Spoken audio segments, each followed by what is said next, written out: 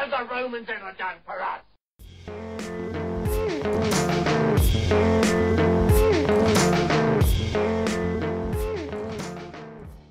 Hello and thanks for downloading.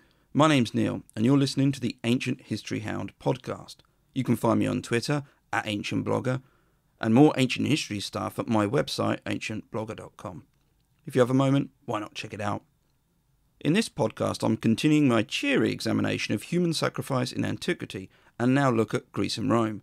In part 1 I looked to the Near East, Mesopotamia, Carthage and the like. You don't need to have listened to part 1, although I do make some references to it in this podcast. As mentioned, Greece and Rome now come under the spotlight, and in different ways. For obvious reasons, things do get a tad gruesome, and I feel I should just make that point right now. On the upside, I've tried to season it with the occasional pun and quip. If nothing, it helped me get through recording it all. I'm going to start then with the Greeks. If there's one thing you can say about Greek myth, it's that it doesn't avoid more or less every taboo you can think of. Incest, cannibalism, parricide, and just about every type of shock behaviour is met by gods and mortals alike, and that's just the weekends. Little wonder then that though the Greeks abhorred human sacrifice, their hands were not clean by any stretch of the imagination. In the course of the Trojan War, 14 individuals were sacrificed in some form or another, and all by Greeks.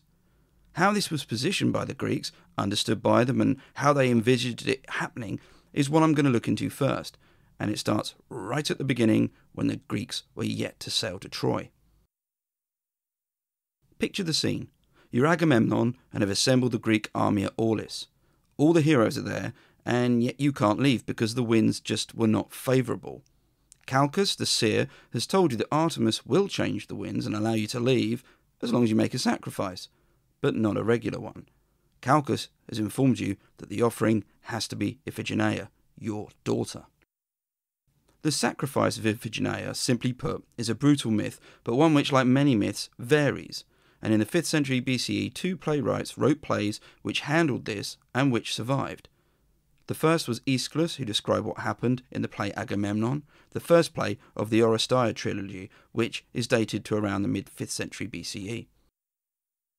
The play deals with Agamemnon's triumphant return from the Trojan War, and the chorus of the elders recount how he struggled with the awful requirement made of him. This is a different Agamemnon from the Iliad, where he's presented as a king who really isn't good at much. Of course, you might be thinking, that's not really much of a conundrum. Just don't go. Well, I think we need to consider the concept of the Homeric code a little. The fact that Agamemnon went ahead with the sacrifice somewhat underlines how important it was to lead the army against Troy and keep the oath he had made to his brother. Aeschylus' account of the sacrifice is short, but anything like sweet.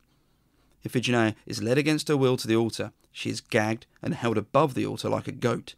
And in particularly sad detail, Aeschylus writes how our eyes pleaded with the onlookers, but with no success.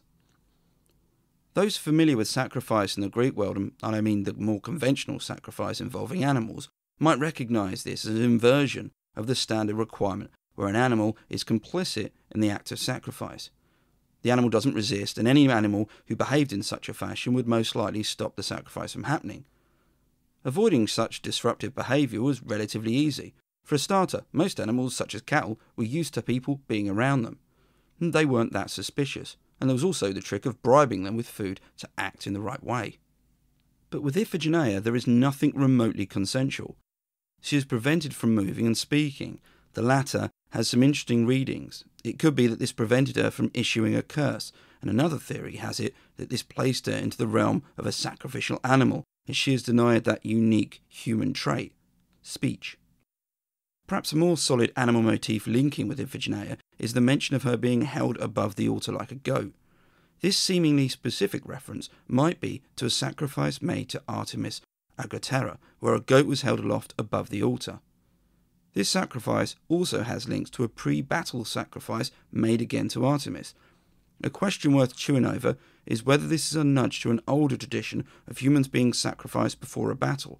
After all, the Greek army at Aulis is just about to do this. It's going to leave Greek shores to make war upon a foreign enemy.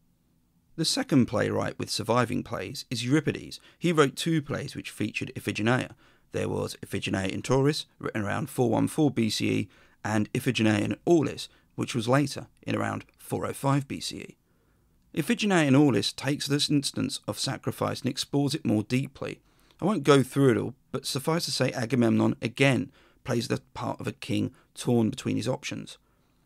Iphigenia is lured to a sacrifice by the facade of it being a marriage ceremony with her marrying Achilles, and when Achilles finds out the true plans, he's not happy, the irony of which we'll see shortly. Euripides sets the sacrifice of a human within the context of traditional sacrifice. Iphigenia is garlanded, she is led willingly, albeit under false pretences, and eventually submits to her fate. The cutting of her throat is specifically referenced, and this is how most animals were sacrificed. This detail is important in linking the two, and in Iphigenia's case this is particularly relevant, and I'll get to why in a moment. Curiously, and before the big twist, Iphigenia refers to herself as the firstborn, and I wonder, after listening to part 1, whether this was a weightier point made. Just to recap, in part 1, the firstborn was often mentioned as a suitable choice when sacrificing a child or infant. The big twist, which I'll now come to, is that she is and isn't sacrificed, a sort of Greek sacrificial Schrodinger's cat. At the last minute, Artemis spirits her away and a stag is left in her place with its throat cut. This causes some confusion, which I think is fair enough, and it's not understood by the characters exactly where she is, but they eventually conclude she's with the gods. I think it's worth recapping on this. A character is asked by a deity to sacrifice their firstborn, and at the last minute, heavenly intervention provides a substitute. If you did listen to part 1, you'll be familiar with the tale of Abraham and Isaac. It feels very similar. An argument which I included in a reference to the Abraham and Isaac incident was that it helped explain the movement from a sacrifice which at one time involved a human to one where an animal was accepted in place. The myth was a cultural explanation of the change from the old to the new. In short, people aren't needed for sacrifice anymore. It's okay. Animals will now make do. Iphigenia's substitution wasn't just restricted in a play format. Vases, including a 4th century BCE crater, featured the scene, and I recently posted this on my Instagram, and in case you're wondering, the substitution scene is depicted by a deer sort of behind the figure of Iphigenia. You can make out its head and legs. It goes to show that Greek art wasn't always about a static moment in time. The million-obal question, of course, is, where did Iphigenia go? The answer was Tauris, which is in the modern-day Crimean Peninsula. Euripides didn't afford her a nice condo and easy life, given all she'd gone through. Instead, she was made the priestess of Artemis's temple there, and her job was to purify any Greek male who ended up there because, you guessed it, any Greek man wandering around in that part of the world, particularly shipwrecked sailors, was going to be sacrificed. The temple she worked in is described as having a bloody altar and skulls hanging from the ceiling, which is a further inversion of the Greek norm, where sacrifices took place on an altar outside of the temple. Herodotus adds support to the myth. In Book 4 of his Histories, he notes how the Tauri sacrificed any shipwrecked sailors they find to the maiden goddess. The Tauri apparently claimed that the goddess they offer to is Agamemnon's daughter Iphigenia. If anyone took a prisoner of war, they'd cut off their head and set it on a pole. For the Greeks, this part of the world was Scythian country, and elsewhere Herodotus attributes the Scythians a bloodthirstiness in their worship which is as gruesome as it was bizarre. When Scythians sacrificed prisoners of war to Ares, they chose one from every 100 and cut his throat. The rest were killed and their right hands chopped off and left where they fell as a sort of tribute. In part 1 I discussed how human sacrifice was often taken up a notch when it involved a royal death. The Scythians certainly echo this theme. The dead king is buried and his concubine, cupbearer, groom, cook, squire and his messenger all strangled and placed along with him. This is very reminiscent of the attendant sacrifices of part 1, and left there we could connect this to this type of burial, except it escalates. A year later, 50 of the most trusted king's servants are strangled. Presumably these were the old king's servants. They also strangle 50 of the best horses, which I don't know if is even possible, but let's assume it is. The servants are cleaned out and stuffed with straw and then sewn up. The dead servants are set on the dead horses by fixing them with a stake which passes into the ground, and these are set around the tomb of the dead king. I'm unsure if this is simply an exaggeration or invention, but it does carry motifs which are certainly familiar from part 1, and on which I'll be mentioning more than once in this episode. In case you haven't listened to part 1, attendant sacrifice is exactly what it sounds like. People and animals sacrifice the death of a noble so they can serve him. This type of sacrifice neatly segues back to the Trojan War, because our next instance feels a lot like attendant sacrifice. For the incident, we'll need to get our copy of Homer's Iliad, where 12 Trojans met their end at the funeral of Patroclus, and each were killed by Achilles.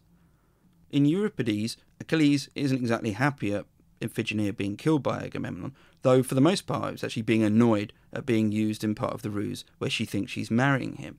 And I realise that Euripides comes after Homer by a few centuries, but it's safe to say that Achilles has a very different view on human sacrifice according to the Iliad.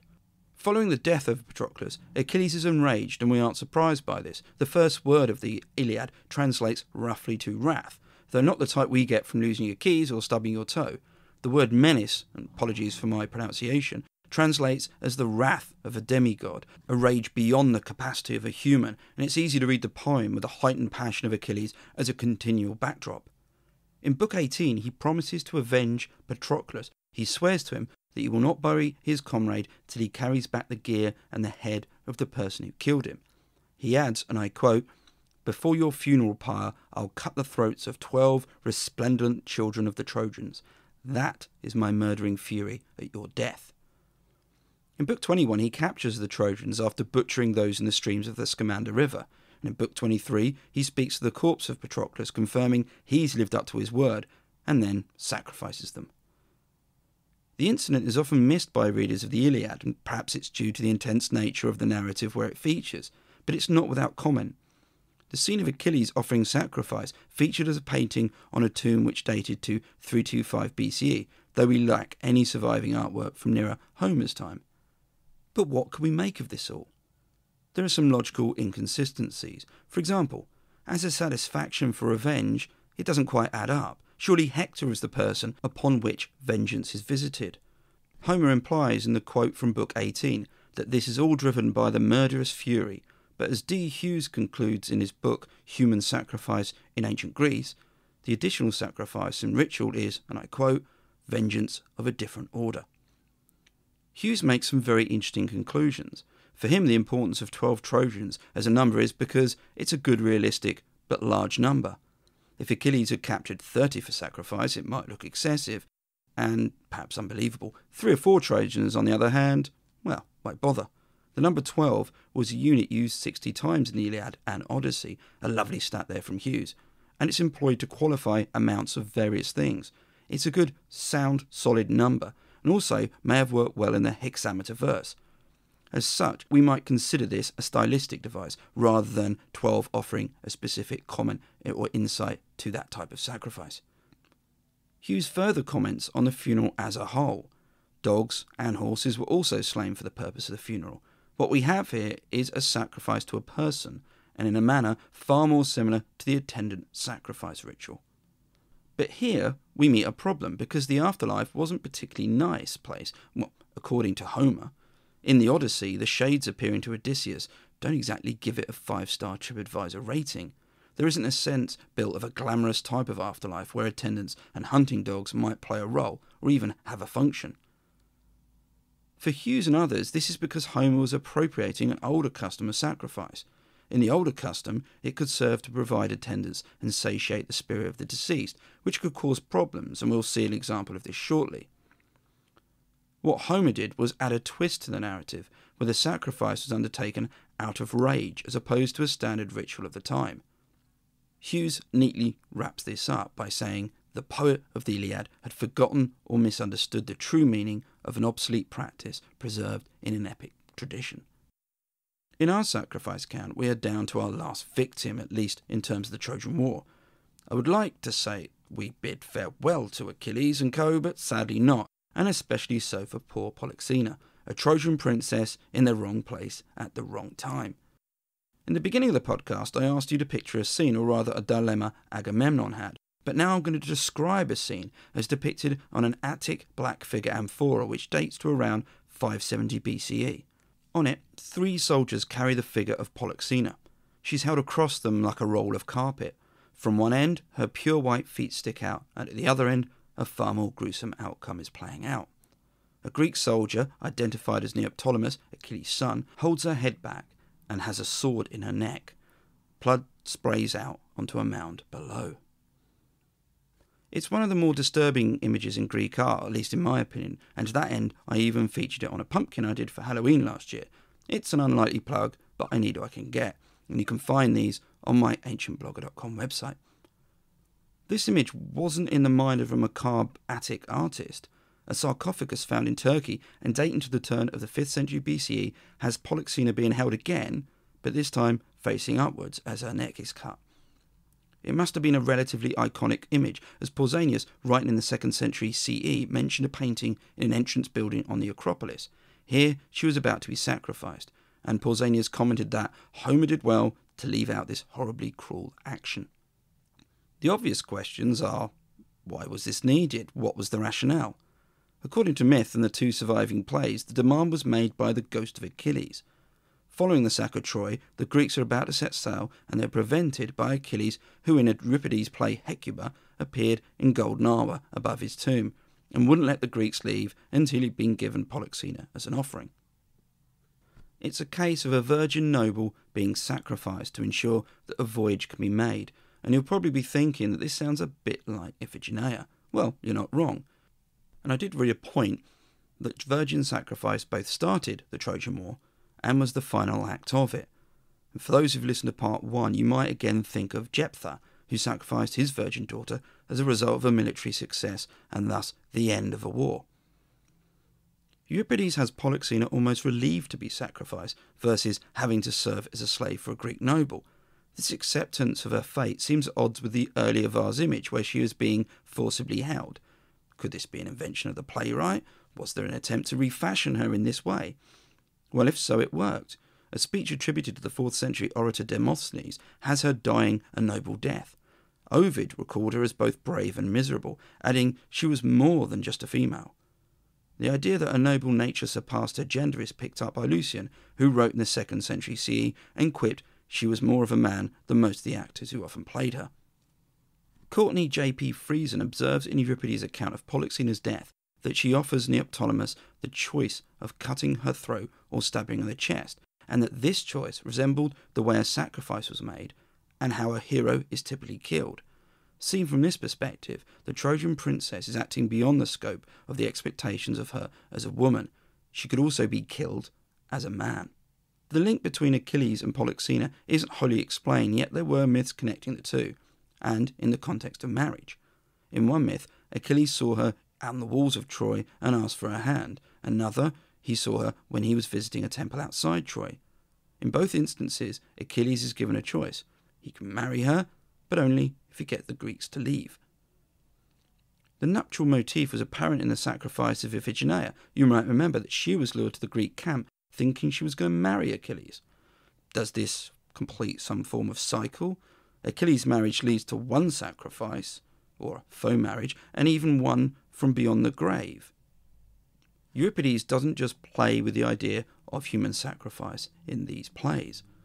In one of my favourite plays, the Bacchae, we have more familiar themes and elements, but they hang behind the narrative. Don't worry, I'm not going to go through the play, but in it we have a character called Pentheus who is persuaded to go to observe some Maenads, or followers of Dionysus, where he's killed by them. Explained this way, it doesn't sound particularly relevant to this topic, just a case of being in the wrong place at the wrong time. Yet if I had the following details, it might sound a bit more familiar. Pentheus is persuaded to go along by Dionysus, who obviously has a hidden motive. Pentheus is also dressed specifically to do this. We have a character complicit and garlanded, and when he spies on Dionysus' followers, they catch him and tear him apart. The manner of his death doesn't sound especially sacrificial, but in the worship of Dionysus, there was a type of sacrifice called sparagmos, in which the animal was torn apart. Pentheus then has a lot of the attributes we'd expect of an animal being sacrificed. At this point you might be thinking, yeah, okay, but these are just myths, and that would be true. It's difficult to build a case for much of anything on the back of myths. In the plays I've mentioned, you could easily argue that the sacrifices were dramatic narrative devices, employed to ramp up the intensity of a situation and the characters which orbit it. This is undoubtedly true, but it doesn't make it mutually exclusive.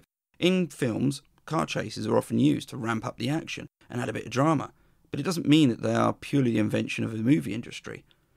Human sacrifice didn't just exist in the theatres and the creative spaces of ancient Greece.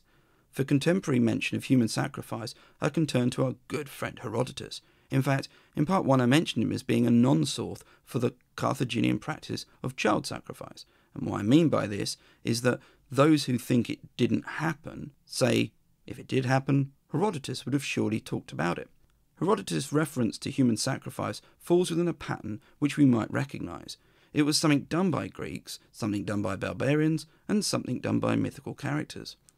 On the latter, he wrote that Menelaus' voyage home from Troy involved him stopping at Egypt, and, unable to leave due to prevailing winds, he sacrificed a child. Amestris, a wife of Xerxes, is recalled as having buried several sons of noble birth as an offering to the underworld gods, and Plutarch, writing a bit later, repeats this, albeit upping the victim count from 7 to 12. There's also the account of a particular ritual in Halos, which is in Achaea. Here, the members of a particular family are forbidden to enter the council chamber because if they do, they're garlanded and sacrificed. I'm sure this can be unwrapped further, but it does tick off the Greeks did it too checklist, or at least funds that idea. And if you thought, okay, but this is Herodotus, well, Plato commented that humans were offered as sacrifice in Lycaea, which I'll come to later. Though much later, a writer called Porphyry of Tyre cited near-contemporary sources such as Theophrastus and Philaucus, who both commented on human sacrifice. Theophrastus is more generalised and says it happened, albeit a long time ago. Philaucus is more specific. He is reported as saying that all Greeks used to sacrifice men before going to war. The latter point does keep that link between sacrifice and war seen in the myths mentioned and in part 1. It's a connection that, pun intended, doesn't die away. The later writers often recorded human sacrifices going on in Greece. For Plutarch, who wrote in the 1st century CE, 3 famous characters were said to have been involved either directly or non-directly in it. Agesilaus, a Spartan king, fell asleep whilst at Aulis and heard a voice telling him to imitate Agamemnon's sacrifice, but he instead offered a deer. Sensible choice, unless, of course, you were the deer. Pelopidas was a famous Theban who also had an odd dream. In it, he was prompted to sacrifice a virgin with red hair at some nearby tombs. This would guarantee victory over his enemies. After waking up, he told the seer who was camped with the army. A big discussion broke out, which generally thought the idea of human sacrifice not particularly advisable. But during the discussion, a horse with an auburn mane ran into the camp.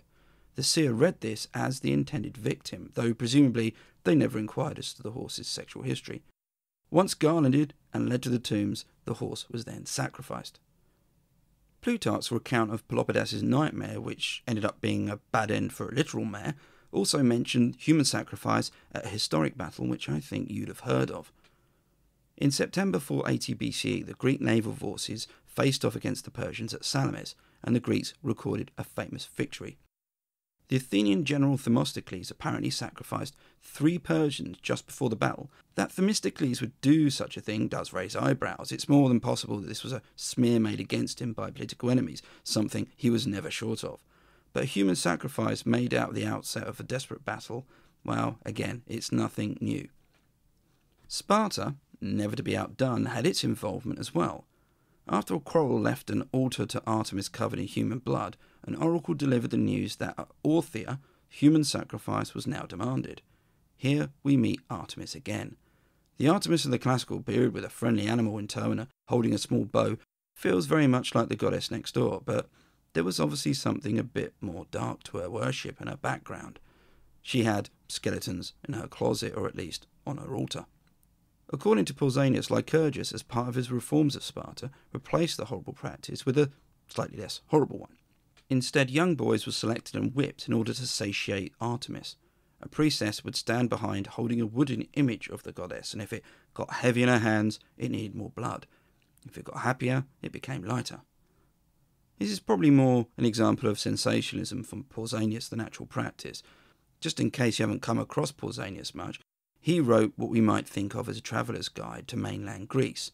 Want to know how that grove got its name, or what hero was celebrated in that village? Well, he's your man. At Potne in Boeotia, a priest of Dionysus was killed when everyone drank too much. Pestilence followed, and you guessed it, an oracle reported that the boy was required to be sacrificed. On a happier note, this requirement was then changed to a goat. Like Iphigenia, it's another instance of substitute sacrifice. Here we have myth informing ritual. Like, as I said, Iphigenia's last-minute replacement, myth can provide an explanation as to why a particular rite has taken its current form. And I want to move on to the next myth, which combines ritual and a physical location, where I can start to bring the tangible into all of this. Mount Lycaon is in the region called Arcadia, which sits in the middle of the southern Peloponnese of Greece. It's here that both Pliny the Elder and Pausanias link that act of human sacrifice, albeit in very different ways. Pausanias isn't at all comfortable about discussing this. He wrote that it was at this altar that they offer a secret sacrifice to Lycaean Zeus, and then commented, "But I could see no pleasure in pursuing inquiries about this sacrifice. Let it be as it is, and as it was from the beginning." Pausanias was writing in the 2nd century CE, and some have suggested that this attempt to leave out any detail was because human sacrifice was still practiced. Perhaps it was done so in some secret club or secret capacity, and Pausanias was scared of letting on. It's a juicy conspiracy theory, if nothing else. Pliny the Elder is far more specific about this, and it forms his famous description of a sort of werewolf cult there, with human sacrifice as a part of it. And if you wanted to know more about this, check out my Night of the Living Dead podcast, as I know I covered it there. Excavations at Mount Lycaon haven't revealed anything apart from what was an important cult site to Zeus. Though obviously something spooked Pausanias, we need a retrospective episode of the X-Files, although we probably have to call it the 10 Files. The physical evidence for human sacrifice in Greece doesn't really amount to much. This isn't particularly surprising. In part 1, I briefly outlined how difficult it can be to take remains which date back to, say, the 1st and 2nd millennium BCE, and say this was a human sacrifice. At Knossos on Crete, the remains of children with distinctive cut marks on the bones have been argued as sacrificial victims. On Cyprus, a tomb at Castros contained 3 adult skeletons, which were treated in a way which suggested that they'd been killed and buried there.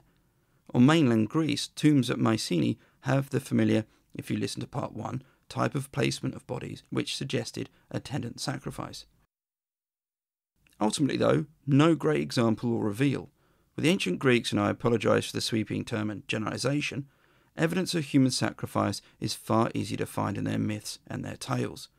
It's worth considering these as what they were, not factual accounts, obviously, but often containing or relating to events which may have occurred. Perhaps virgin sacrifice was practiced in unique circumstances at the outset of a military campaign, or a fertility rite linked to agriculture. These either died out, as it were, or the ritual changed in such a way as to permit a similar sacrifice just with an animal instead. And what better way than a myth where the deity herself steps in and changes the victim from a young girl to a deer? But sometimes this isn't seamless, and I say this because there are 2 rituals which feel as if they once involved human sacrifice as an outcome. The first is the Thargelia, which took place in Athens and belongs to a wider type of ritual involving pharmakoi. To start with, I should define what a pharmakoi was, and possibly the easiest way is to say scapegoat. A community would identify and select a person or persons, and they would punish on behalf of them, either to purify the community or alleviate a particular problem. The Thargelia was a festival for Apollo and Artemis, the latter, of course, most likely on your radar by this point. Here, a man and a woman were chosen and then led around the city. They were garlanded and given fig, cheese, and cakes to hold, and as they went around the city, they were whipped and abused. As to their end, we're unsure. Being sacrificed is obviously one option, and it's been posited, but it's also plausible that they were exiled, which can be seen as a symbolic type of killing. Alternatively, all of it was symbolic, and they were just let back in once perhaps they'd reached the border. Given that other cities and communities celebrated the Thargelia, or a ritual like it, there's no way it was standardised. For example, we've got a fragment of Hipponax, the archaic poet, and he mentions the beatings and the ritual, but doesn't say anywhere that they were killed. A different type of pharmakoi ritual occurred at Leucas, the modern-day island of Lefkada, and more specifically upon the famous cliff called the White Rock, which gives you an idea of where this is heading. Strabo, who lived in the 1st centuries BCE and CE, wrote that each year the locals sacrificed a criminal as a pharmakoi by hurling him off the cliff into the sea. Though the fall was likely to kill you, if you survived, the boats below would take you to the borders and you'd be exiled. Strabo also mentions they had feathers attached to them, which makes me think of a local birdman competition they have in my hometown of Worthing, where people jump from the pier and try to travel as far as they can. Yeah, I know how that sounds. But I think Strabo is confusing this with another ritual which occurred where those afflicted with unrequited love would jump to help them be cured. I've written about this on my ancientblogger.com website, so you can find the article there. A less spectacular, but equally as brutal instance of Pharmacoia being killed was mentioned by Callimachus in Abdera, which is located in Thrace. Each year, the entire community was purified by someone being selected and simply stoned to death. It's possible to find accounts of human sacrifice ensconced in both the myths of ancient Greeks and their rituals. Looked at in a vacuum, you could write it all off and make a case that here the Greeks were exploring the taboos and helped them define their culture by explaining what they didn't do. Yet I think this is a bit of an inflexible approach. It presents the Greeks as a unified, homogeneous bunch, which they often weren't. It also supposes that a practice which was evident elsewhere, near and around Greece, was never transmitted across and wasn't picked up culturally in some way. Take the sacrifice of the Trojan princes as a good example of something Homer reinterpreted. Then we have Artemis involved in a number of sacrificial or near-sacrificial events. What Greece is able to do is place this deep in the past and mitigate human sacrifice as belonging to a culture which has since moved on. However, perhaps it might not always have been in the past. Just remember, what goes on at Mount Lycaon stays at Mount Lycaon. I'm going to move into Rome now, and Rome, because it was Rome, did things very differently, or at least that's what they probably told themselves. And that's because my first example of human sacrifice in Rome involves a famous poem which also dealt with the Trojan War, albeit the aftermath of it. The Aeneid follows Aeneas in his voyage to Italy, where he settled. It was written for Augustus, and as such the poem wasn't exactly soaking with historical accuracy, and I don't think that will shock anyone listening. Much like the Iliad, this poem featured a funeral where, and I quote, 4 sons of Sulmo and the same number reared by Ufens were taken and sacrificed to Pallas at his funeral, as well as a number of cattle. The obvious comparison here is that made with the Trojan princes at Patroclus' funeral, and Virgil's work is useful in that we can see that human sacrifice was still being referenced, even if it was largely to flag other works and plays. What we need is something wholly Roman, an example which doesn't belong anywhere else, and luckily another poet of the 1st century BCE and turn of the 1st century CE, Ovid, did just that. In his work on the festivals of Rome, which is called Fasti, a rite called the Argai is mentioned. That's Argei, and I apologise for my pronunciation. In this, straw figures were thrown into the Tiber each May by the priests from the Pons Supplicus, a wooden bridge which no longer exists. Even outside the context of this podcast, this sort of thing might raise an eyebrow, or perhaps I've just watched too many horror films and have a strong reaction to anything which involves dolls or effigies of humans. Ovid doesn't exactly know the origin of the rite, but offers some options, one of which was that originally 2 people were thrown into the river, presumably bound as a sacrifice to Saturn. That wasn't until Hercules appeared, who changed it into a much nicer ritual. This is the line which Dionysius of Halicarnassus, who was writing at a similar time, followed in his Roman Antiquities. Thankfully, Dionysius was able to fill in some gaps.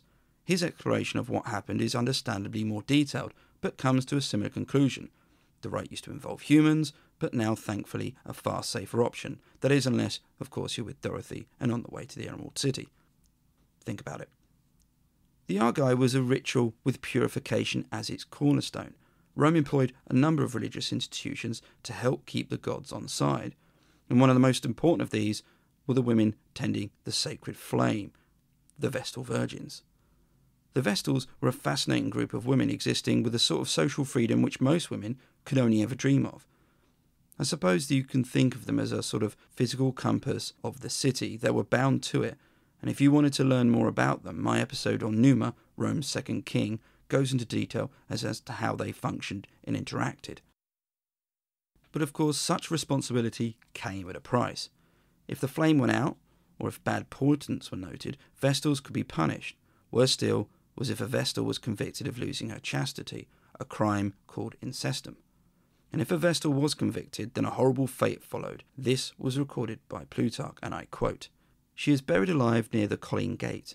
A small chamber is built underground with steps leading down. In this, a small couch is placed with coverings, a lit lamp, and some provisions, such as food and water. culprit is placed on a litter which is covered and fastened down. All the people act in silence when the litter reaches its destination. They unfasten the cords, and the chief priest utters a prayer before leaving her by the steps. After she has gone down, the steps are taken up, and earth is thrown down to cover the entrance, hiding it away. There's plenty to take from this, but perhaps the most immediate is the question of who is doing the killing. So far, sacrifices have involved someone doing the killing, but here no one is technically doing really much of anything. One argument I read suggested that there was a worry over killing a Vestal directly, as she was, well, after all, a senior religious figure. The irony would be that you would punish a Vestal for bringing pollution into the city, and then proceed to pollute it further by killing her. Burying a Vestal alive therefore gave Rome a way out. Their collective hands were washed clean, plus there was a belief that if she was truly innocent, a god might just rescue her. There is also an overarching question as to whether this was a sacrifice. Well, in many ways I find it fulfilling the definition of a sacrifice in the context of functioning to restore religious equilibrium, in short, keeping the gods happy. Now, a question you might have is, how did the Vestal die exactly? Well, the most probable answer would be lack of oxygen, but I wanted to be a bit more specific. For example, how long would it take? And of course, that's impossible to answer as we don't know how big the chamber was. So I came up with a chamber that was 6 feet high, 4 feet wide and 6 feet long, if that makes sense. Given that the Vestal had provisions and a small couch, it obviously wasn't a stone coffin, but I can't imagine the chamber being particularly big either. With these dimensions, an average person would have around 26 hours of air to breathe before the oxygen was used up. But you wouldn't just drop dead at this point. From what I could work out, and I should further underline that I'm not a scientist or expert in this, the real problem would be the increasing levels of carbon dioxide, which would be accruing in the chamber. After 10 hours, you'd start to feel the effects of this, something called hypercapnia or respiratory acidosis, the first symptoms of which would be headaches and feeling drowsy. The point at which this becomes fatal would be around the 17-hour mark. Chances are, on the upside, you'd have passed out by this point. I suppose it's a small mercy. Note to self, delete my browser history and burn my notes. I'm going to move from the area around the Colline Gate to the Forum, because it was here that the 3 instances are recorded of live burials. Not Vestals this time, but as I'll explain, there was a connection between them and these instances. In 228 BCE, 216 BCE and 113 BCE, 2 Greeks and 2 Gauls were buried in an underground chamber.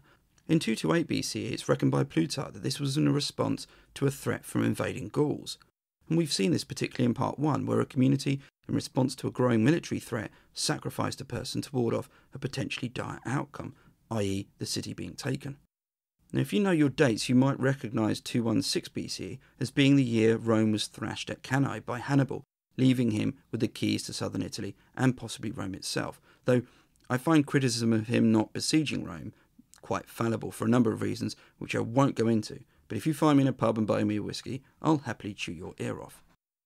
Although Livy's accounts of the burial references Cannae, he wrote that it was mostly in response to a range of bad omens, including Vestals committing adultery and who were obviously then buried alive.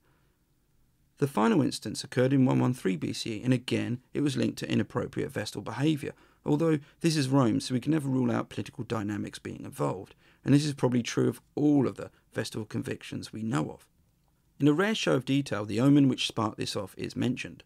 While out riding her horse, a maiden was struck by lightning. This was interpreted as very, very bad, not just for the maiden and the horse, but for Rome as well. Soon enough, 3 Vestals were convicted and buried alive. Human sacrifice was taboo in ancient Rome. Unsurprisingly, Cicero had a view on this and railed against it, asking why any people would think it necessary to defile their altars and temples with human victims. But is there a whiff of the double standard in play? After all, Rome was capable of burying people alive. As ever, the devil is in the detail with Cicero. He cited temples and altars, and my suspicion is that to Rome, the fate of those entombed whilst alive was a necessary and extreme religious response to an urgent situation. Rome wasn't casually hoiking people up on altars and sacrificing them for just any old reason. Theirs was a bloodless and reciprocal agreement, which the gods just happened to demand humans for. But there must have been tension surrounding this taboo. In the earliest 1st century BCE, a law was passed banning human sacrifice. Pliny linked this to the increased practice of magic in and around Rome, which involved body parts from people who'd been sacrificed being used in spells and magic. Therefore, the law was a response to an internal threat, to a development which was on the up. And just to give you one instance of this sort of thing, in 19 CE, a Roman general called Germanicus died. According to Tacitus, body parts were found hidden in his room along with spells. Much of Germanicus' demise was bound up in politics, and this was always a driver for bad behaviour in Rome. Take the death of Marcus Marius Gratidianus, killed by political rivals in 82 BCE at the tomb of someone he'd been a rival of. Even by Roman standards, his killing was horrific and resulted in his throat being cut at that tomb, and though the accounts differ slightly in themselves, are subject to prejudice, the theme of spilling blood at a tomb as an act of revenge has baked in sacrificial themes. The 1st century BCE was brutal in terms of political killings, and even those later venerated for their piety were implicated in human sacrifice. In 41 BCE, Perusia was sacked, and Octavian, the later Emperor Augustus, was said to have taken 300 senators and knights and sacrificed them at the altar of the divine Julius Caesar.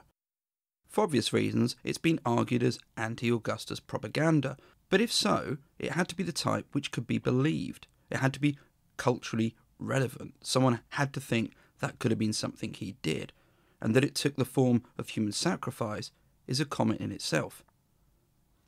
What seems to be in play is a confused dynamic within Rome. Human sacrifice is bad, and the most staged version of this has been made bloodless. I'm talking, of course, of the Vestal Virgins, yet Rome clearly had skeletons in its closet or altar, and apologies for making that joke for the second time. But Rome wasn't alone in brutality. Perhaps it helped assuage guilt by pointing outwards, but there were plenty of beastly, trouser-wearing folk who may have practiced human sacrifice, and could therefore be defined as doing it for all the wrong reasons. Tacitus wrote of the Druids in Britain, who he noted thought it a duty to cover their altars with the blood of captives and to consult their deities through human entrails. Diodorus Siculus went into more detail. Gauls would sacrifice a human and observe how he fell, which limbs twitched, and even how the blood ran, and this helped them read the future. As a general who spent a fair bit of time in and around Gaul, Julius Caesar recorded that Gauls practiced human sacrifice both in a military context and a personal one. In the former, it was during the perils of battle, presumably at the outset. For the latter, it might be to help relieve a particular illness or condition. More terrifying was the use of a large figure made of twigs and branches in which men were placed. The construct was then set alight and the men burned alive. Caesar even mentioned who might have been the victims, mainly criminals, but if they run out, then the innocent would do just as well. It's difficult to dissociate what genuinely happened from the propaganda. This is Caesar after all, but we can't dismiss all of it. The pernicious way victims were selected might seem far-fetched, as it promotes the idea of ubiquitous sacrifices where the Gauls were scrabbling around continually to find someone for the chop. For whatever reason, this made me think of the Simpsons' Treehouse of Horror episode, where the teachers are handing out detentions at whim so they can eat the students. But perhaps a more appropriate modern response to all of this is to think of the Wicker Man film. I've no idea whether the 1973 film or the book Ritual, which inspired it, drew from this directly. It might be that Caesar's description merely funded the wider belief that this sort of thing went on, and in case you wanted to know, nothing has been found which can support this from an archaeological perspective.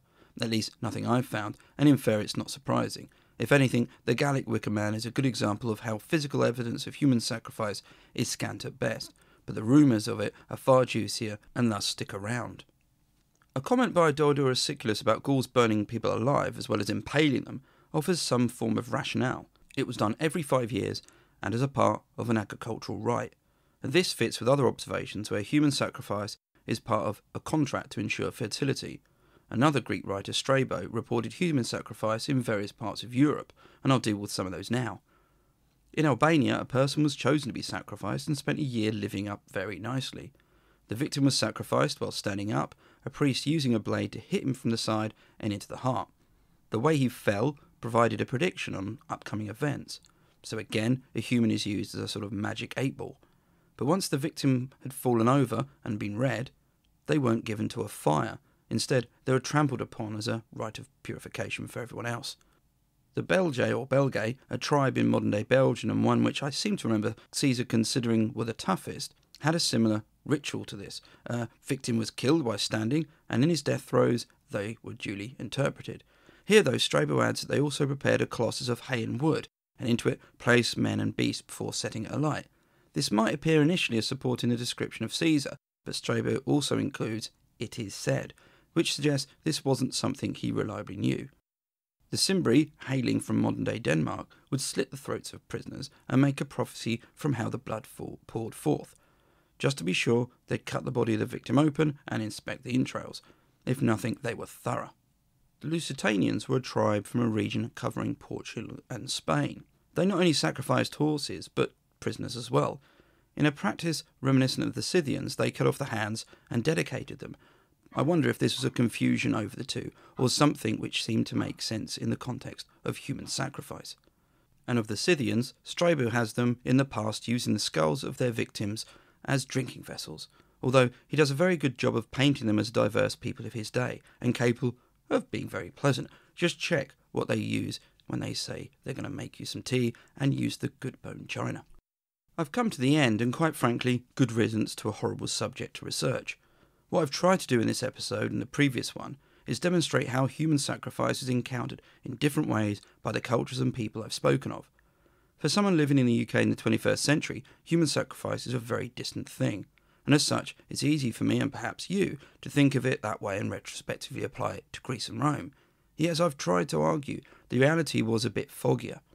Both cultures found it reprehensible on paper, yet their own history wasn't as distant from it, and how they repackaged it culturally is where we can see the tensions and the contradictions.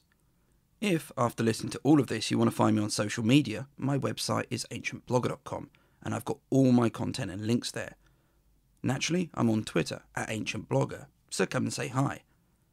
My next podcast is likely to be a bit shorter and certainly far cheerier, and in time for Christmas. Until then, keep safe and stay well.